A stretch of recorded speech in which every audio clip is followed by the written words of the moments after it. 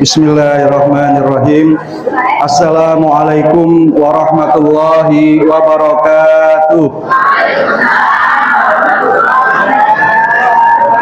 Alhamdulillahirabbil alamin wal aqibatu lil muttaqin wala udwana illa 'alaz zalimin.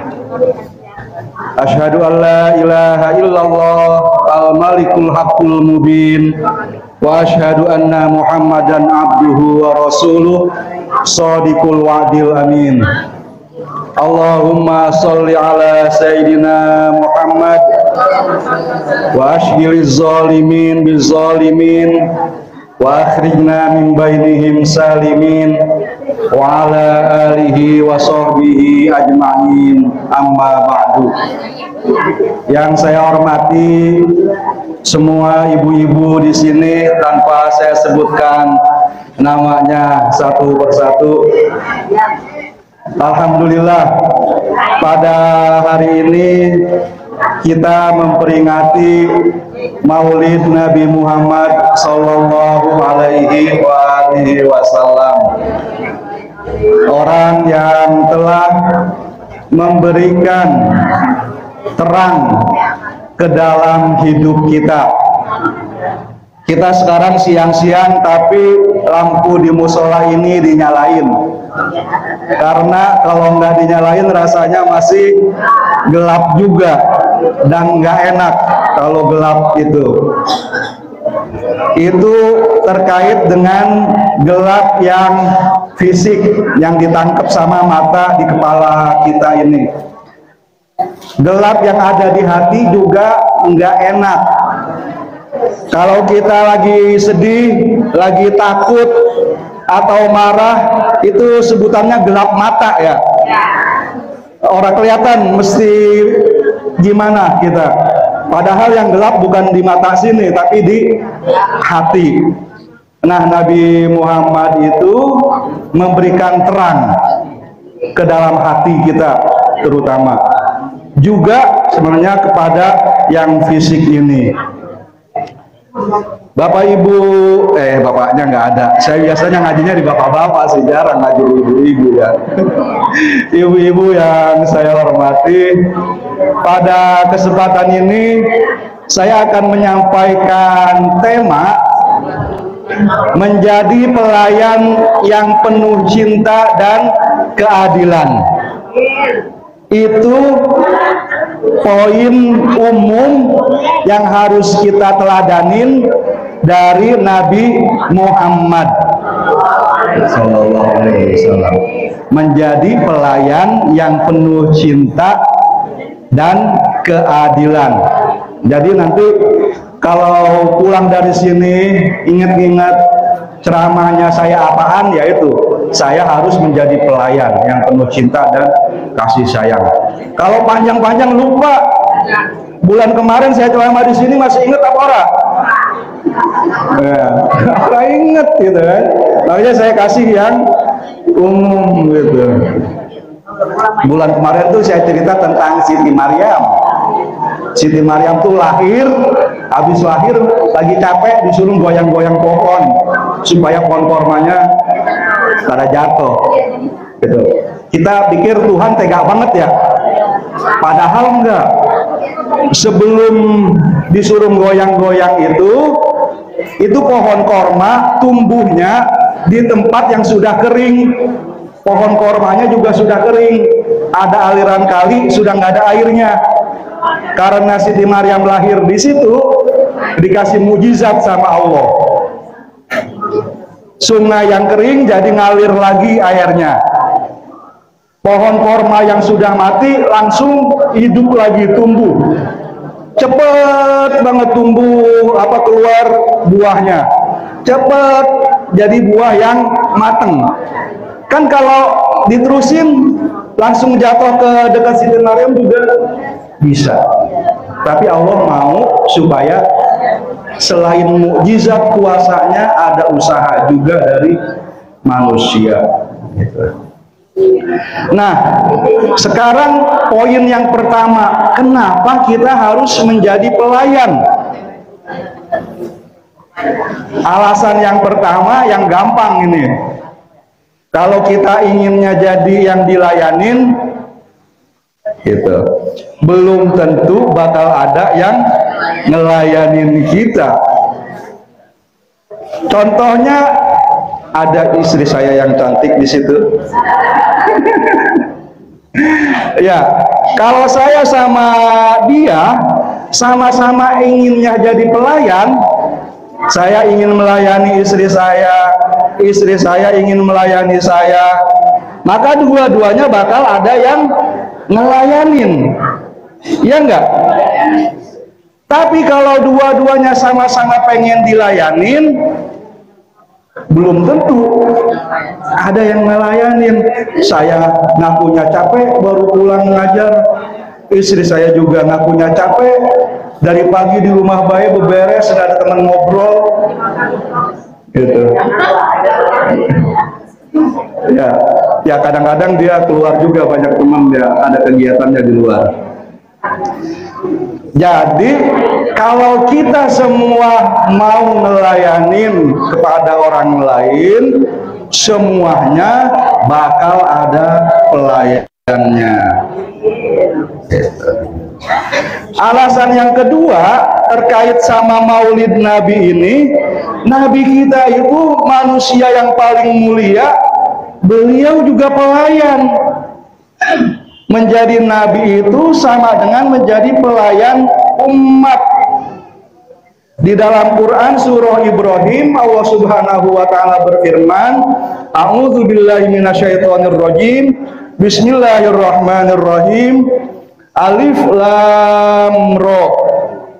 Kitabun anzalnahu ilaik. Nabi Muhammad, ini kitab Al-Qur'an saya wahyukan, saya turunkan kepadamu, kata Allah. Litukhrijan nas minaz zulumati ilan nur. Supaya engkau mengeluarkan manusia dari kegelapan menuju terang benderang, menuju cahaya. Yang tadi saya bilangin itu. Sekarang kita nih jauh banget tempat hidupnya, zaman hidupnya dari zaman dan tempat waktu hidupnya Nabi Muhammad. Kita nyampe dengar ajarannya, kita tahu mulai dari bangun tidur mesti ngapain, gitu kan? Sudah ada tuntunannya semua. Dari kita kecil, remaja, dewasa, menikah, jadi istri, jadi suami, kemudian punya anak, jadi orang tua, punya cucu, kita punya kerjaan dan sebagainya. Kita tahu pedomannya, apa yang boleh, apa yang nggak boleh sudah diajarin oleh Nabi Muhammad. Kan ada orang yang nggak beriman sama beliau, enak-enak juga tuh hidupnya, gimana? Ya enakan kita masih. Ada teman saya yang bertugas di tempat yang di situ minuman keras enggak dilarang. Kalau di kita kan walaupun ada, umumnya mah enggak ya. Yang ada juga ya jarang-jarang lah ngumpet-ngumpet. Kalau di situ banyaknya yang minum. Gitu. Sampai dia juga walaupun udah nolak-nolak masih sering ditawarin. Iya, enggak, saya mau orang Islam, nggak boleh gitu kan. Masih di Indonesia tapi wilayahnya bukan yang mayoritas Muslim. Dia bilang pas ketemu sama saya, syukur kita mah di Banten gitu ya. Orangnya pada nggak minum minuman keras. Di sono mah gampang banget ribut gitu kan. Namanya orang kalau udah mabok gitu lupa. Jadi banyak kekacauan yang terjadi pada orang-orang yang nggak iman sama Nabi Muhammad. Sebagai umat Nabi Muhammad, kita juga udah jadi pelayan masyarakat. Nggak perlu nungguin SK lagi.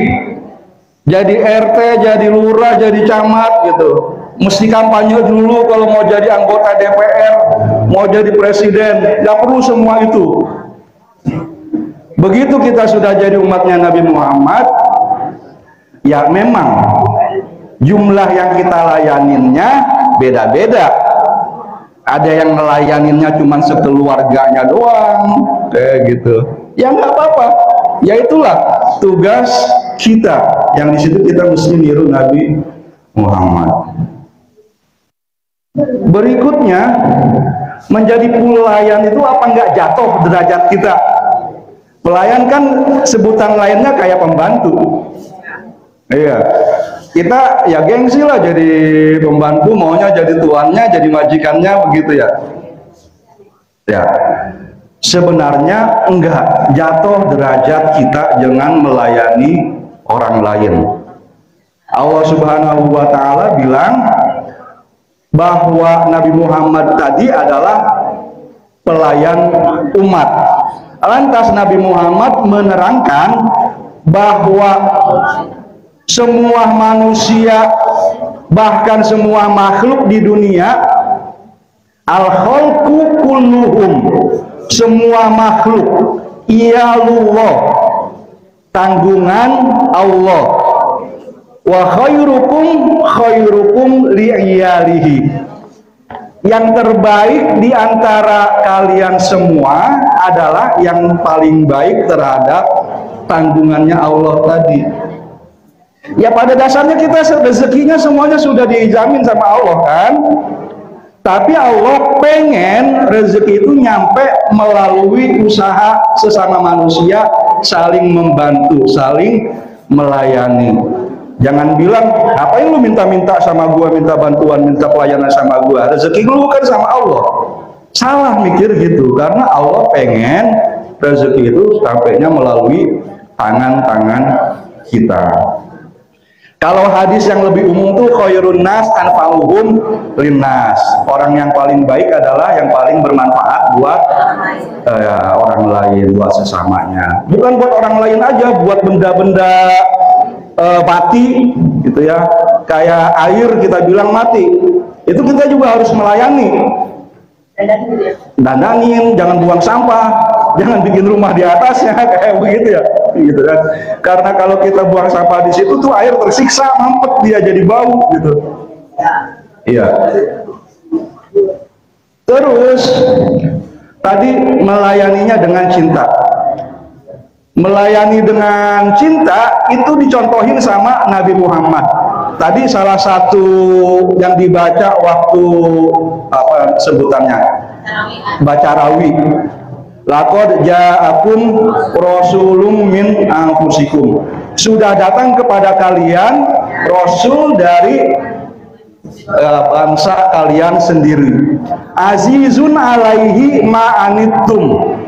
Sangat menyusahkan dirinya kesengsaraan, kesulitan yang ada pada diri kalian. Nabi Muhammad melihat kaumnya, iya, sampai terus ke kita di sini, sampai ke Palestina. Sekarang beliau lihat itu semuanya sangat menyusahkan hati beliau. Harisun alaikum. Beliau sangat ingin kalian lepas dari semua kesulitan itu. Bil mu'minina raufur rahim. Nah, jadi Rasulullah berjuang ya, termasuk disakiti oleh saudara-saudaranya sendiri, seperti Nabi Yusuf juga disakiti sama ya saudara-saudaranya sendiri. Sekarang orang Palestina juga begitu, disakitin sama saudara-saudaranya sendiri. Iya, siapa saudara-saudaranya orang Palestina? Kita. Iya kan? Al-mu'min, al-innamal mu'minuna ikhwah. Kaum mukminun itu bersaudara. Gitu. Setiap hari sampai sekarang puluhan orang sampai ratusan meninggal karena lapar. Nyari makanan, bukannya dapat makanan tapi malah ditembakin. Kita ngapain di sini? Diem bae orang mikirin. Kemarin baru demo ada berapa hari kita udah pada khawatir banget. Ya, takut ekonomi jadi kacau dan sebagainya. Gitu. Ya, ini juga terkait sama misalnya kita nggak merasa dilayanin kan demonya. sama pimpinan kita itu. Nggak ada cinta dari mereka ke kita tuh. Kita lagi susah dia joget-joget. Iya, makanya pada demo. Iya, ijarahin dah rumahnya. Emang gak dicintain ya dibalas lagi dengan benci gitu ya. Padahal mereka semua, ya kita semua para pelayan ini bisa mulia kalau benar-benar melayaninya dengan cinta. Kita datang ke DPR itu merasa rumah kita, ada butuh di situ, kita nggak takut. Datang ke kantor polisi juga sama, ke pengadilan, ke kejaksaan dan sebagainya, merasa ke gedung-gedung milik saudara-saudara kita yang bakal melayani kita dengan cinta. Kalau mau neladani Nabi Muhammad, kita yang milih ya. Kan kita milih. Tapi berarti mungkin kitanya yang salah, yang kita yang milih. Milihnya bukan yang benar. Yang ngasih kerudung, yang ngasih mukena, gitu kan, yang ngasih amplop 50. Padahal habis itu dia lupa, gitu ya. Besok-besok nih pesan, pilih yang benar-benar mau melayani dan mencintai. Iya, kalau enggak ya jangan, gitu kan, datangnya waktu itu doang. Nah, ibu-ibu sekalian, itu dia pelayan yang mencintai kita, yang pedomannya dikasih oleh Rasulullah lewat Al-Quran adalah yang dia harapkan itu balasannya bukan dari sesama manusia, tapi hanya dari Allah saja. Di dalam Quran surah Al-Insan diterangkan bahwa Ali bin Abu Thalib dan Fatimah, anaknya Hasan dan Husain, sakit. Lantas mereka bernazar, kalau anak saya sembuh, saya mau puasa. Kemudian sembuhlah Hasan dan Husain, maka nazar puasa 3 hari. Termasuk yang semua yang di rumah tuh, Hasan Husainnya yang baru sembuh sama pembantunya juga ikut puasa. Ali dan Fatimah bukan orang kaya, jadi pada hari mereka puasa, yang dipunya tuh adonan seukuran buat buka puasa nanti doang, adonan roti buat sore puasa. Sebelum buka puasa datang pengemis minta makan, saya sudah beberapa hari nggak makan. Itu cadangan roti buka puasa dikasihin. Akhirnya mereka buka puasanya pakai minum doang. Hari kedua datang begitu lagi orang yatim, anak yatim, dikasih lagi. Yang hari ketiga datang lagi tawanan, dikasih lagi. Bocah yang baru waras dari sakit, sakit lagi. Karena 3 hari, iya kadang makan-makan, minum doang. Sampai Nabi dapat wahyu. Tapi Nabi dapat wahyu itu malah seneng, karena isi wahyunya itu jaminan surga buat keluarga Ali dan Fatimah itu, gitu ya. Tapi Nabi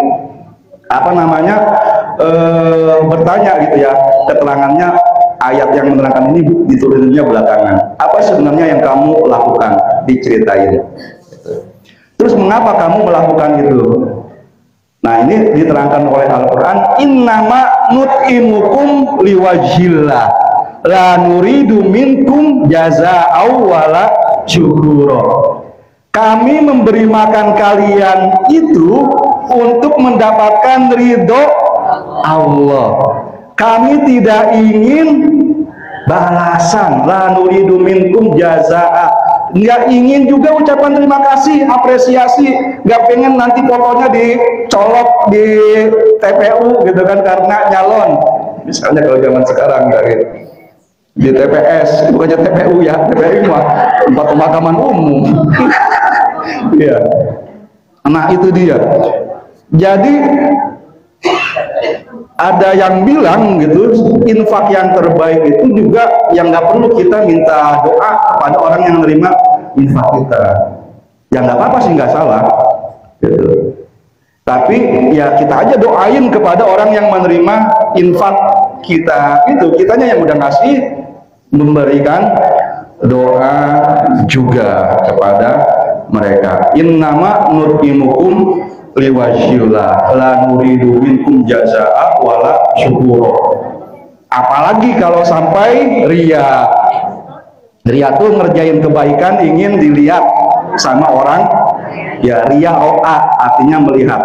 Ada lagi sum'ah, pekerjaan yang udah lewat, yang baik-baik masih disebut-sebut, ya diungkit-ungkit, diceritain ke orang lain supaya orang masih melihat kita baik. Itu namanya sum'ah. Jadi ada yang bilang kayak begitu, ria mah waktu kita ngerjainnya, sum'ah tuh kerjaan kita nyeritain kebaikan kita. Kemudian ada lagi ujub.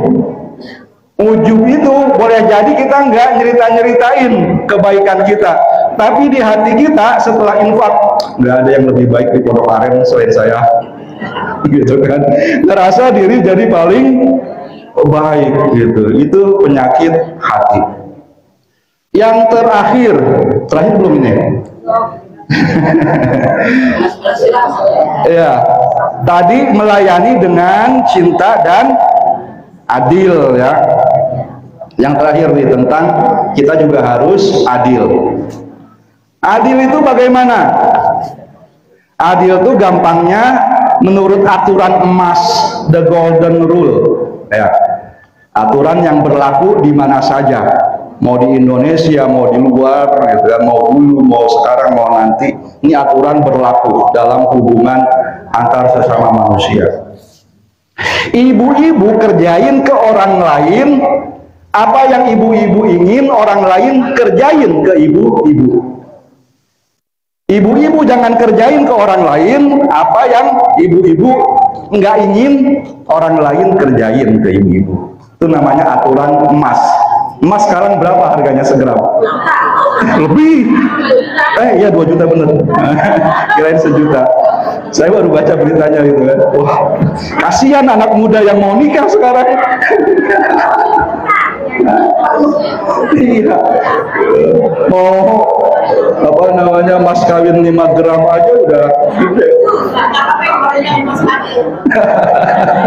Ya.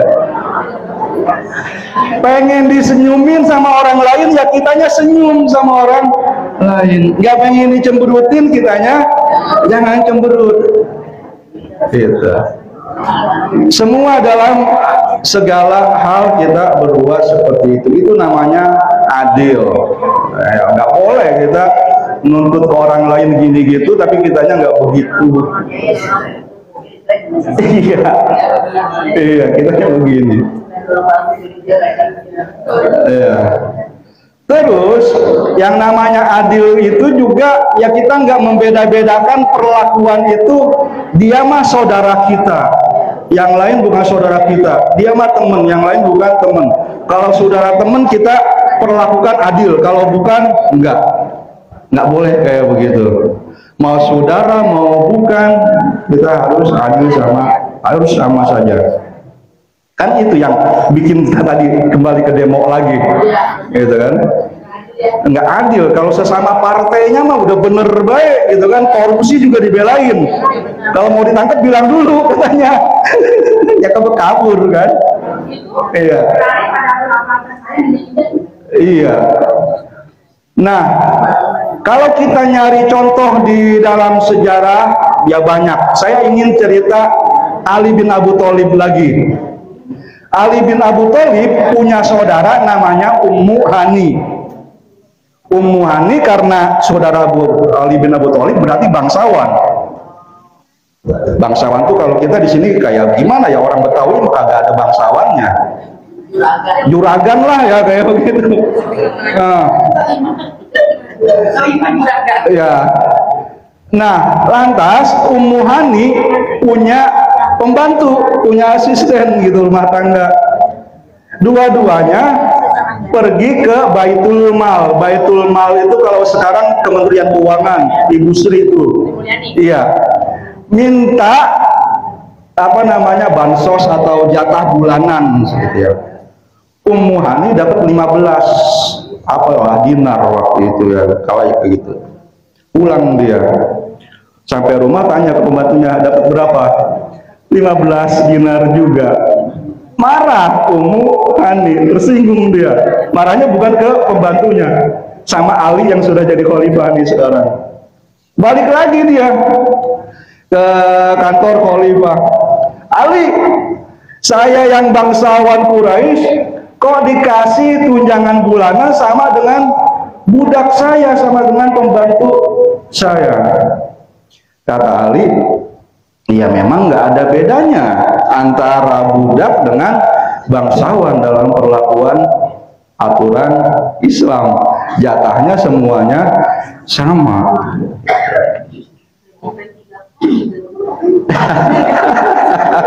Sebulan apa 3 bulan? 350 ada yang honorer itu ya. P3K guru masih mending dan masih ada yang lebih. Iya. Iya. Padahal kan begini.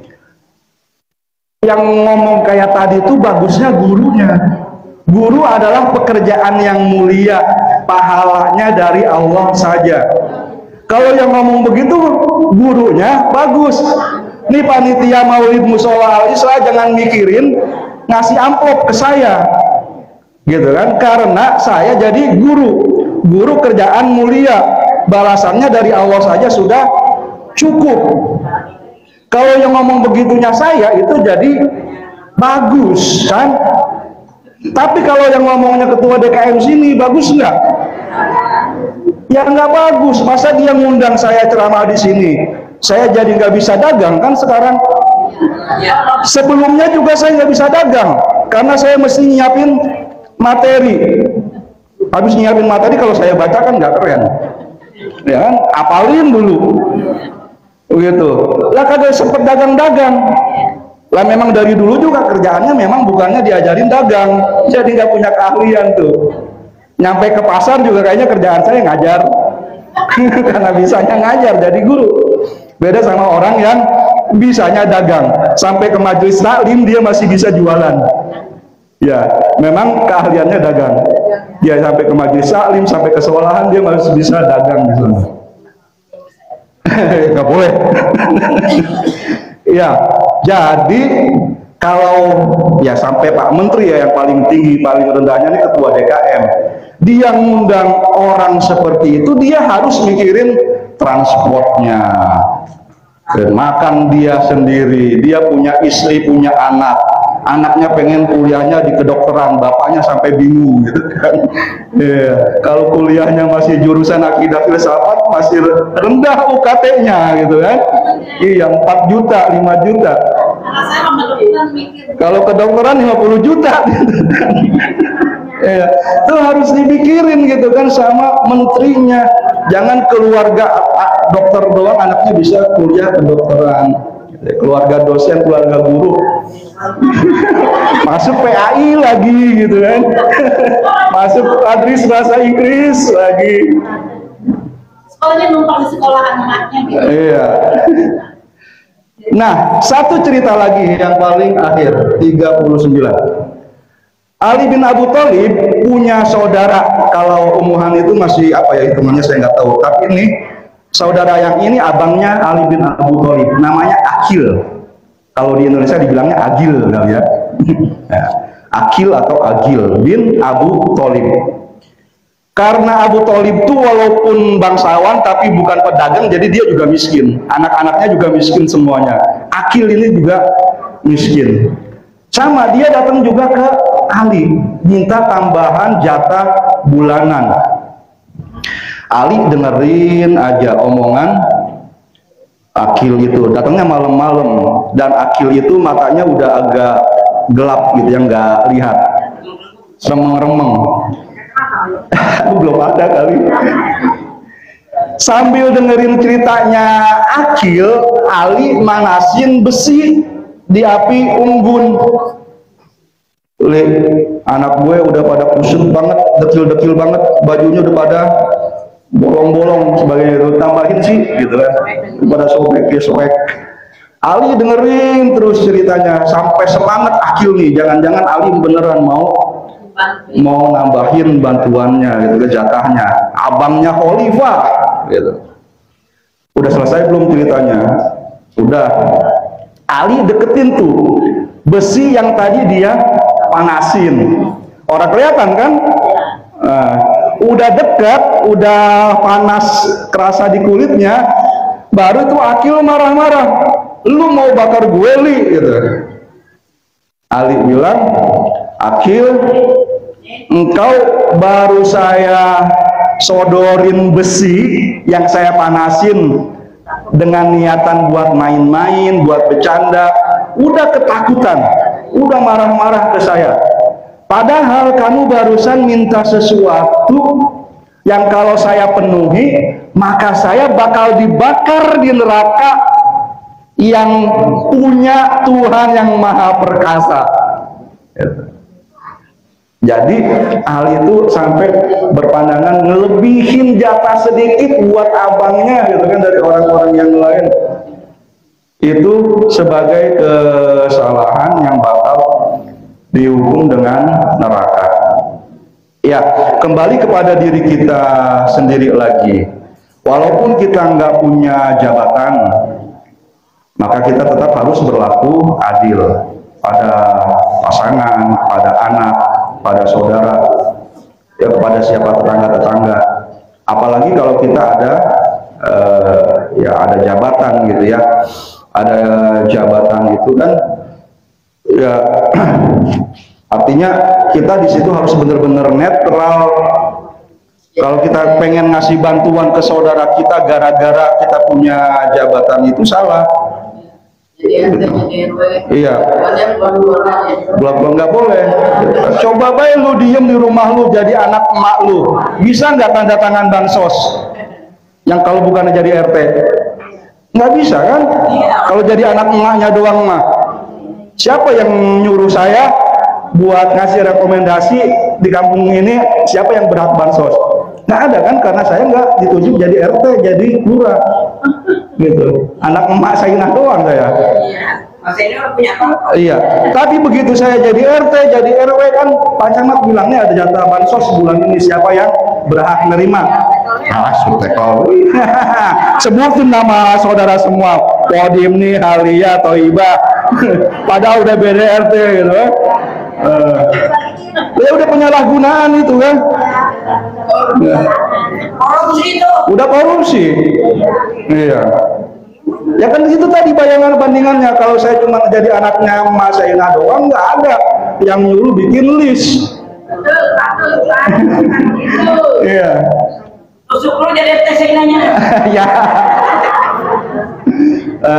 Jadi tanda tangan apa gampang ya? Jadi tangan apa-apa ya gampang.